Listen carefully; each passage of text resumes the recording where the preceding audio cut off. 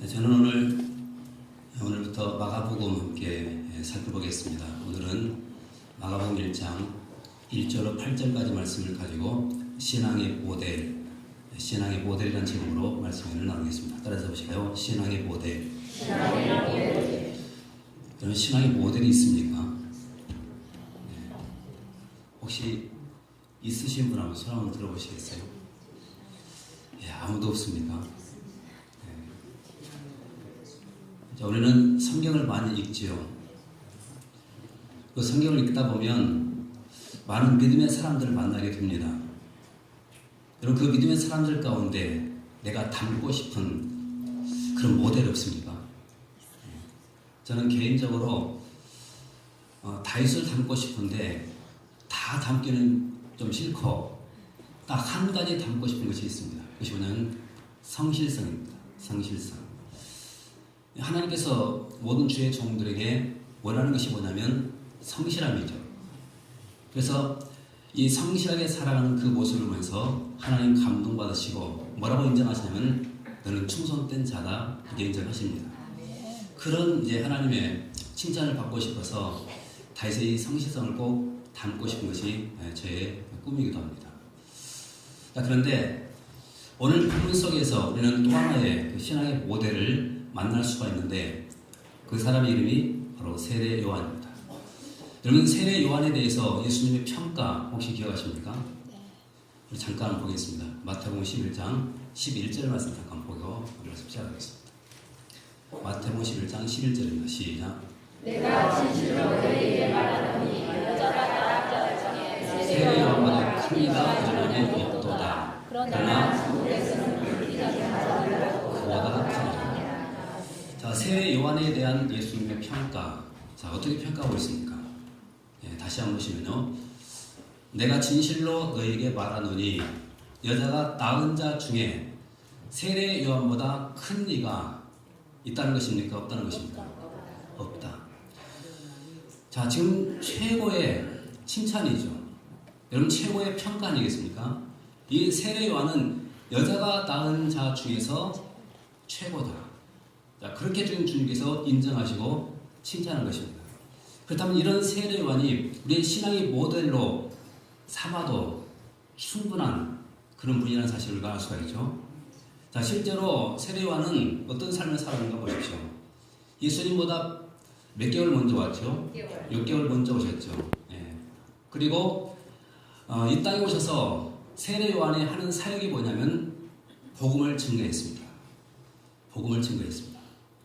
그리고 어떤 의미에서 보면 이 세례 요한은 구약과 신약의 이 분수령을 이루었던 그런 사람이라고 해도 아마 지나치지 않을 것입니다. 그래서 이 세례 요한은 바로 우리 시대에 우리가 꼭 본받아야 될 그런 신앙의 모델입니다. 그렇다면 어떤 면에서 우리 신앙의 모델이 되는가 그걸 잠깐 살펴보고 함께 나누겠는데요. 오늘 말씀 세 가지로 정리하겠습니다. 먼저 첫 번째는요, 우리 따라서 한번 보실까요? 소명을 분명하게 알았기 때문입니다. 자, 세례 요한의 소명이 과연 뭘까요? 예, 한마디로 말씀드리면 복음 전하는 것입니다. 이것이 세례 요한의 소명입니다.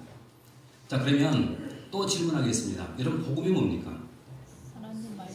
복음을 자, 문자 그대로 풀이를 한다면 기쁜 소식이 복음입니다. 기쁜 소식. 자, 그런데 여러분, 우리 인류 역사상 최고의 기쁜 소식이 있다면 어떤 소식일까요?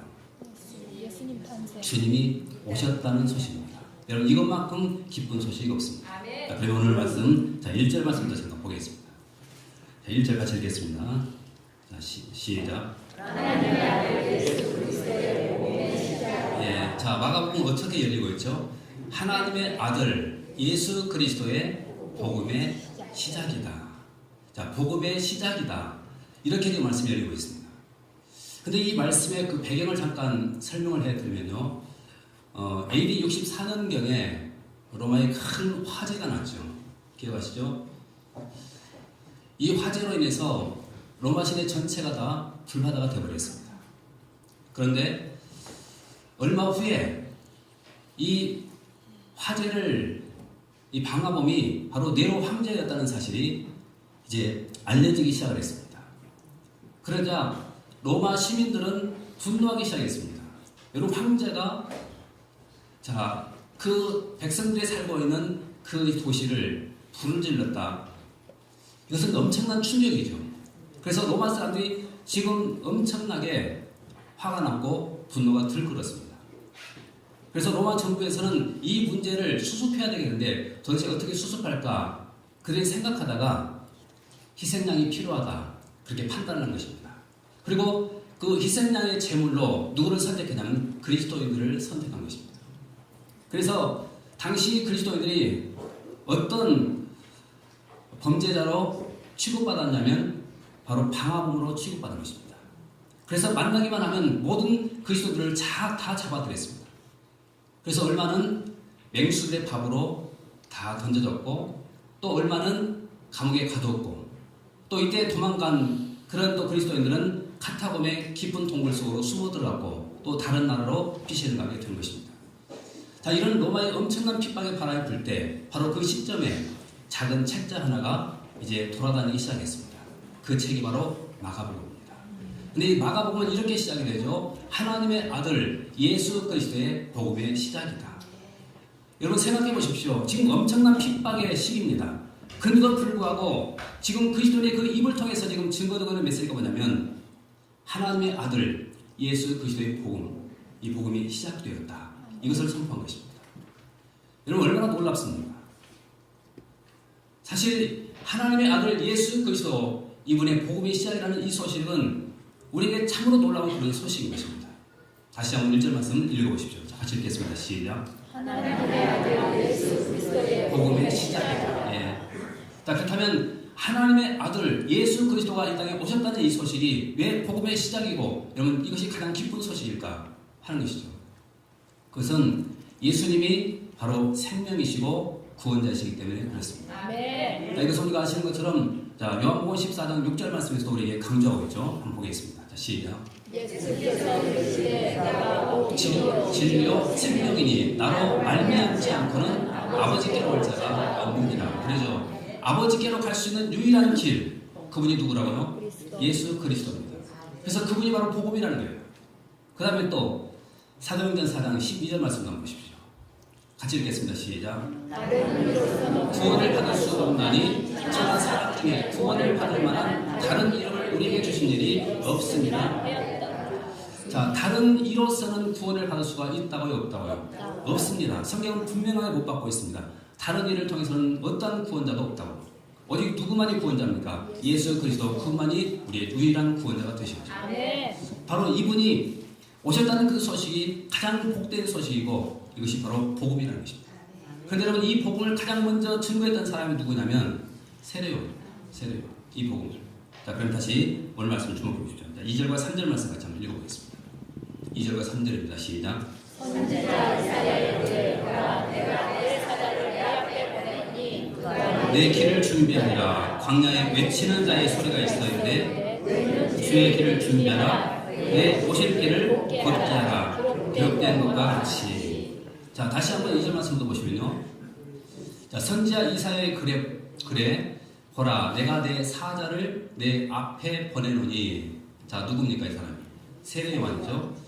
그가 내 길을 뭐 한다고요? 준비하리라. 세례요한의 이 사명이 무엇이냐면 주님께서 오셔서 그 메시아의 사역을 잘 감당할 수 있도록 6개월 먼저 와서 그 길을 닦아주는 이 사역을 했던 사람이 바로 세례요한. 그 다음에 또 3절 말씀을 보십시오.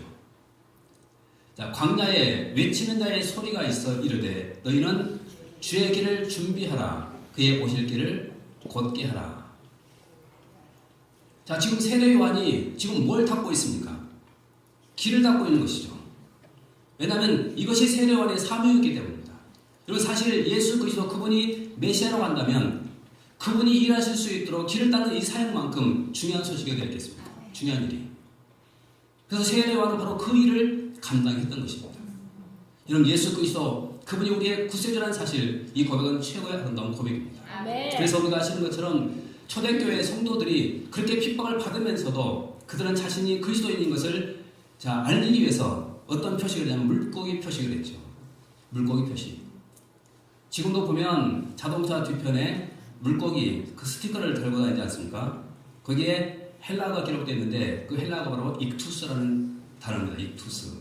무슨 뜻인가 하면 예수 그리스도 그분은 나의 하나님이고 구세주다. 그런 뜻을 갖고 있습니다. 자, 이것이 너무나도 아름다운 고백이었기 때문에 그들은 만날 때마다 물고기 표식을 하면서 나도 그리스도입니다. 이것을 고백했던 것입니다. 이 복음이 너무나도 중요했기 때문에. 그래서 오늘 세례 요한은 이 복음을 지금 증거하고 있는 것입니다. 이 아름다운 복음을. 우리 옆 사람 보시고 고백해 주십시오. 집사님, 성도님, 이 아름다운 복음 우리가 증거하면서 인생을 살아가십시다. 그렇죠. 자, 우리가 이 복음을 증거해야 될 이유가 있죠. 그것이 뭐냐면 내가 증거하면 영혼은 살아납니다. 그러나 내가 잠잠하면 영혼은 살아나지 못합니다. 바로 사람의 영혼이 죽고 사는 이 권세가 누구에게 달려있냐면 바로 우리에게 달려있습니다. 그렇다면 여러분, 우리가 이 복음을 가지고 나아가서 영혼을 살리는 일에 우리가 쓰임받아야 되지 않겠습니까? 네. 다시 한번 옆 사람 보시면 그러해 주십시오. 집사님, 우리가 복음으로 영혼들을 살리면서 합시다. 자, 그래서 오늘 세례 요한은 우리에게 지금 이렇게 지금 말하고 있습니다. 나는 광야에서 외친 자의 소리다. 자, 그런데 이 세례 요한이 외친 소리가 무엇인가 잠깐 보시는데요. 자, 4절 말씀을 같이 보겠습니다. 자, 뭘 외쳤는가? 자, 시작. 그가 세례 요한이 광야에 이르러 자의 사함을 받게 회개의 세례를 전하니. 자, 세례 요한이 광야에서 외치는 그 메시지가 뭐였냐면 회개하라, 회개하라 이거였습니다. 자, 왜 회개가 필요한가 하면 주님은 너무나도 거룩하신 분이십니다. 근데 그분을 내가 구세주로 내가 영접하려면 가장 먼저 중요한 것은 바로 이 죄의 문제가 해결해야 되기 때문에 그렇습니다. 죄인은 결코 그분 앞에 가까이 나갈 수가 없습니다. 그래서 세례 요한은 가장 먼저 그분을 영접하려면 회개하라, 바로 이것을 선포한 것입니다. 근데 그뿐만이 아니죠. 자, 요한복음 1장 29절 말씀도 같이 보겠습니다. 자, 시작. 그날 여호와는 예수께서 자기에게 나오시는 보고 이르되 세상 죄를 지고 가는 하나님의 또 뭐라고 외치고 있습니까? 이튿날 요한이 예수께서 자기에게 나오심을 보고 이르되 보라. 누구를 보라고요? 세상 죄를 지고 가는 하나님의 어린 양. 자, 이분을 보라는 거예요. 왜냐하면 이분을 바라보면 우리가 구원받습니다. 그리고 이분을 바라보게 되면 내가 용서받습니다. 이분을 바라보고 우리가 인생을 살게 되면 우리는 마침내 승리자가 될 수 있고 성공자가 될 수가 있다는 것이죠. 여러분, 다른 거 바라보지 말고 바로 이분만 바라보십시오. 그래서 지금 세례 요한은 외치고 있는 것입니다. 보십시오. 이분을 보시라는 겁니다. 세상 죄를 지고 가는 하나님의 어린 양, 이분을 꼭 봐라. 그렇게 외치고 있습니다. 다시 한번 옆 사람 보시면 고민해 주십시오. 집사님을 주님만 바라보십시다. 네. 그 다음에 두 번째입니다. 따라서 해주실까요? 소명을 위해 단순하게 살았기 때문에. 네, 말씀 다시 한번 보겠습니다. 자, 6절 말씀 같이 한번 읽어보겠습니다. 6절입니다. 자, 시작. 요한은 낙타탄 옷을 입고 허리에 가죽띠를 띠고 메뚜기와 성을 먹더라. 자, 지금 6절 말씀을 주목해 보시면 이제 세례 요한이 어떻게 살았는가를 우리가 알 수가 있죠. 한마디로 말씀드리면 단순하게 살았습니다. 단순하게. 자, 먼저 어떤 옷을 입었습니까? 낙타 토롯입니다. 예, 밍크 토롯이 아니고 낙타 토롯입니다. 이 낙타 토롯은 그 당시 서민들이 즐겨 입던 그런 옷입니다. 상당히 보편의 그런 옷이라고 할 수가 있습니다. 이 옷을 입었습니다. 그 다음에 또 허리에는 뭘 띄었죠? 네, 가죽띠를 띄었습니다. 당시 기록을 보면 좀 부자들은 그 가죽띠에 장식을 달았다고 합니다. 그런데 세례 요한은 아무런 장식이 없는 그냥 단순한 가죽띠였습니다. 그 다음에 또 뭘 먹었다고요? 메뚜기와 석청입니다. 메뚜기와 석청. 여러분, 메뚜기와 석청, 이것이 세례 요한의 주식이고 간식입니다.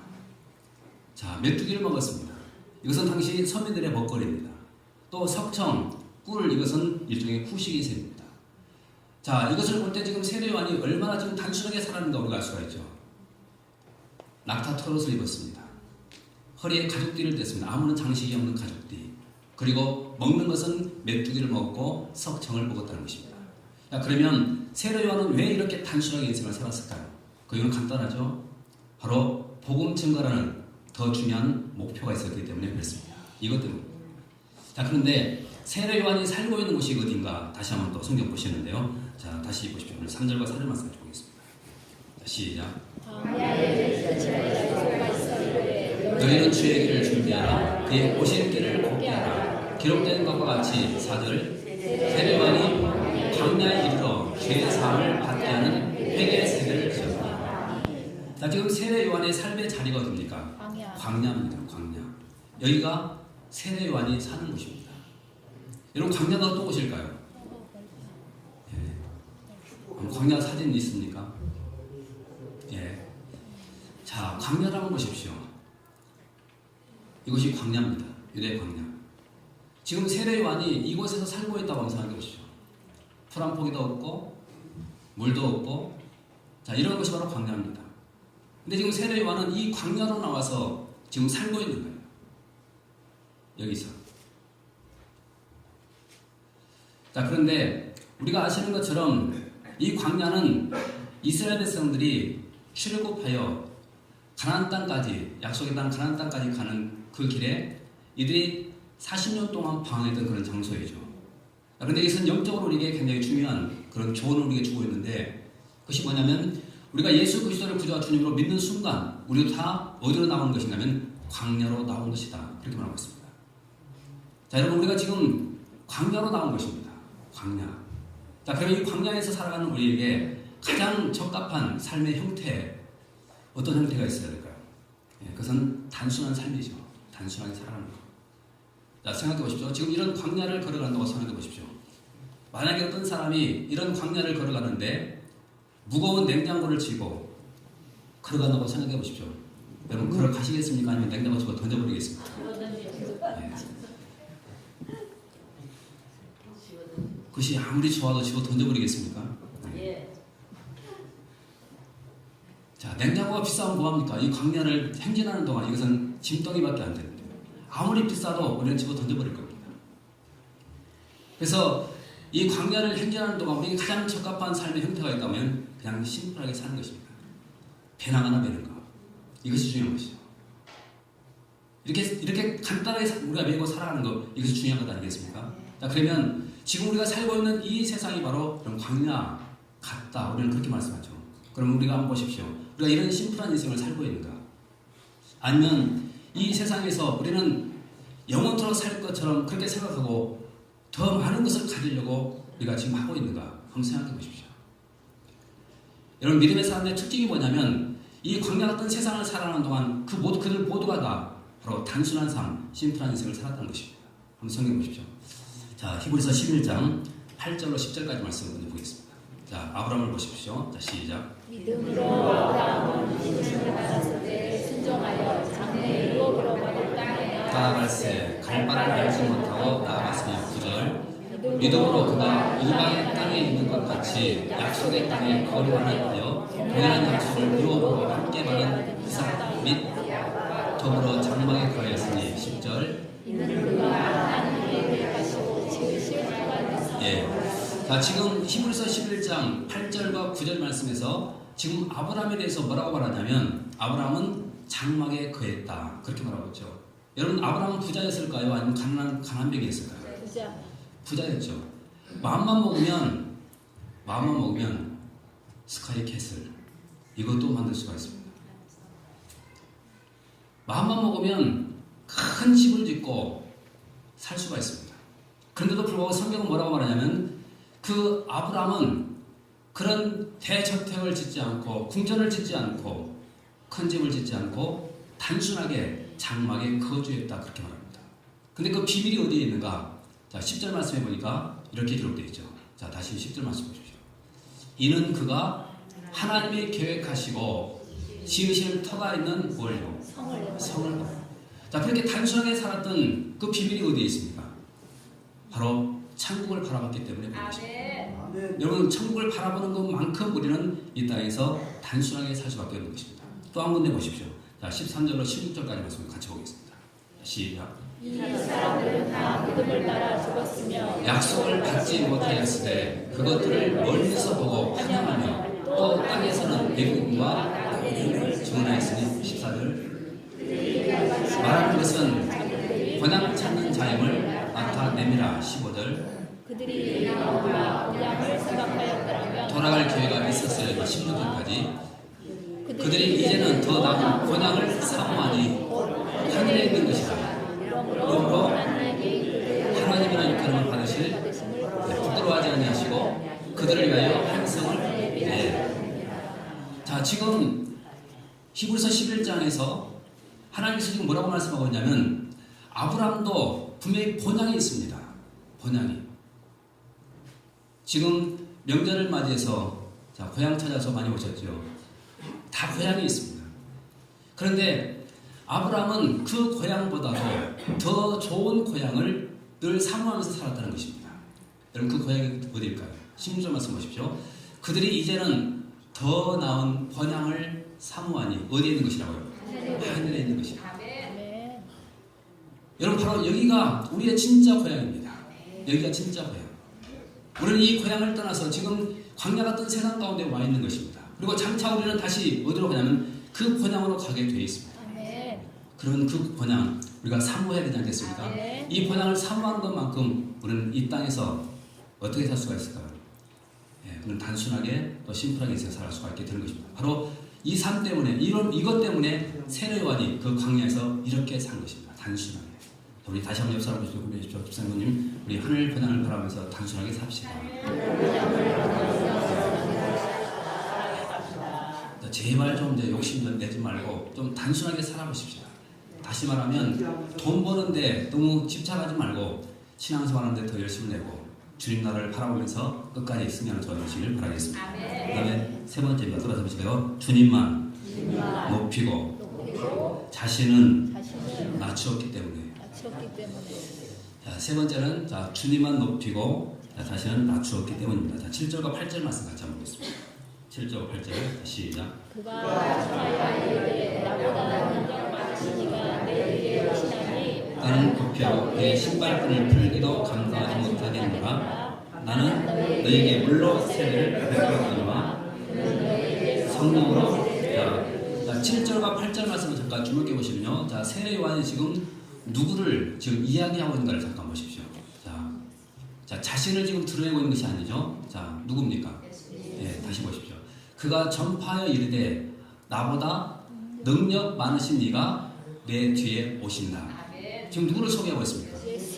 내 뒤에 오시는 예수님, 바로 그분을 소개하고 있죠. 그 다음에 나는 굽혀 그의 신발끈을 풀기도 감당하지 못하겠노라. 자, 예수님과 자신을 지금 비교해서 뭐라고 하냐면 나는 그분의 신발끈조차도 풀 수 없는 그런 존재다. 지금 그렇게 말하고 있습니다. 자신을 철저히 낮추고 있습니다. 그 다음에 8절 말씀도 보십시오. 8절입니다. 나는 너희에게 물로 세례를 베풀었거니와 그는 너희에게 뭘로요? 성령으로 세례를 베풀어. 자, 지금 세례요한은 철저하게 지금 자신은 낮아지고 지금 누구만 지금 높이고 있습니까? 예수님. 여러분 이것이 그리스도의 삶입니다. 그래서 우리는 어떤 일이 있어도 내가 높아져서는 결코 안 되는 것입니다. 오직 누구만 높여드려야 되냐면 주님만 하나님만 우리가 높여드리면서 인생을 사는 것입니다. 근데 이것보다 더 감동적인 그런 고백이 있죠. 자, 이 고백은 요한복음 3장 30절에서 한번 같이 보겠습니다. 같이 한번 읽어보십시오. 시작. 그는 흥하여야 하겠고 나는 쇠하여야 하리라. 예. 자, 이 얼마나 감동적인 그런 고백입니까? 지금 뭐라고 말하죠? 그는 흥하여야 하겠고 나는 쇠하여야 하리라. 이것은 더 쉽게 말씀드리면 그분은 성공해야 되고 나는 망해야 됩니다. 이런 뜻입니다. 여러분 이런 고백이 쉽습니까? 이런 고백은 하기가 굉장히 어려운 것입니다. 그런데도 불구하고 지금 세례 요한의 입을 통해서 지금 나온 말이 뭐냐면 예수님은 성공해야 되고 나는 망해야 됩니다. 이렇게 말하고 있습니다. 그런데 만약에 이런 고백이 인기 없는 사람의 입에서 나오는 것이라고 한다면 우리는 뭐 그럴 수도 있지. 우리가 그렇게 말할 수도 있을 것입니다. 그런데 여러분 아시는 것처럼 세례 요한의 인기 그 당시에는 엄청났죠. 얼마나 엄청났는가 다시 한번 보시는데요. 자, 5절 말씀 같이 보십시오. 오늘 본문 5절입니다. 시작. 온 지방과 예루살렘 사람이 다 나아가 자기 죄를 자복하고 요단강에서 그에게 세례를 자, 세례 요한에게 세례를 받는 사람들 얼마나 많았을까요? 지금 여기서 중요한 단어가 나왔죠. 다라는 단어입니다. 다. 자, 온 유대 지방과 예루살렘 사람이 그다음에 뭐죠? 어떤 단어죠? 다라는 거예요. 다. 자, 그러면 온 유대 지방과 예루살렘에 사는 사람들이 과연 얼마나 많았을까요?